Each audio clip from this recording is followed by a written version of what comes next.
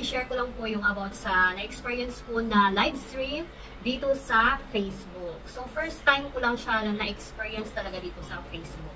So, last May 9, 2024, mga umaga, nag-live kasi ako mga around 7:06 in the morning. So, biyahe kami noon, papuntang school, and then, yun, nag-live ako. So, yung live ko, I think mga ano lang, hindi naman siya mahaba. So, I think mga 20 to 30 minutes ata yung live ko. Tapos, yung during sa live ko talaga, pa-isa-isa lang yung sumulpot. So, makikita ko kasi doon sa bandang ibaba, di ba?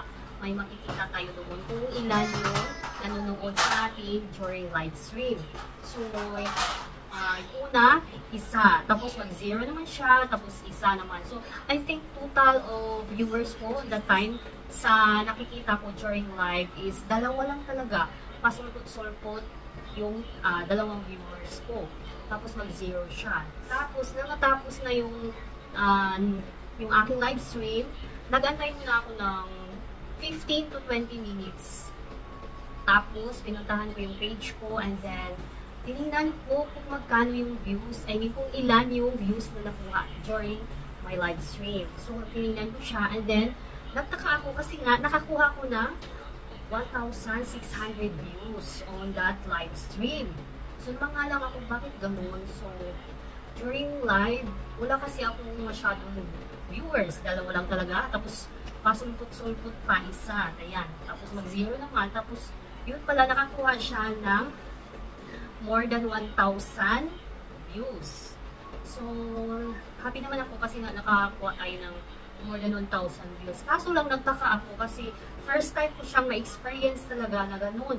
Kasi kadalasan talaga sa aking live, kapag may mga viewers ka talaga, makikita mo doon sa itaas. Minsan 10, 15, tapos mababa naman, tapos pabalik naman, ng 10, ganun siya. Tapos may time din na sobrang dami talaga ng viewers mo during live stream.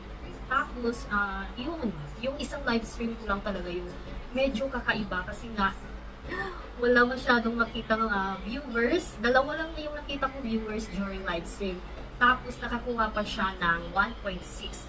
Tapos after mga ilang oras hanggang maghapon, yun, nakakuha siya ng 1,700 views.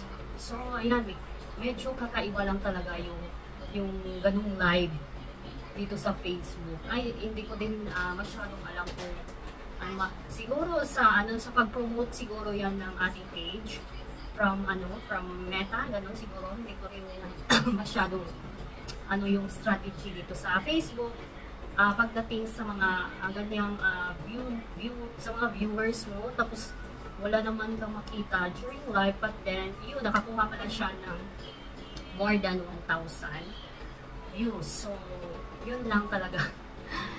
So, first time ko siyang na-experience kasi nga nasanay na ako sa ibang live ko. Minsan madaming viewers during live, minsan naman wala. So, I don't know kung mayroong ibang creator or vlogger na naka-experience ng kagaya sa akin. Kasi sa akin talaga, first time ko siya talaga na-experience dito sa Facebook. Ayan, comment down below na lang sa may mga experience na kagaya sa akin. Thank you for watching!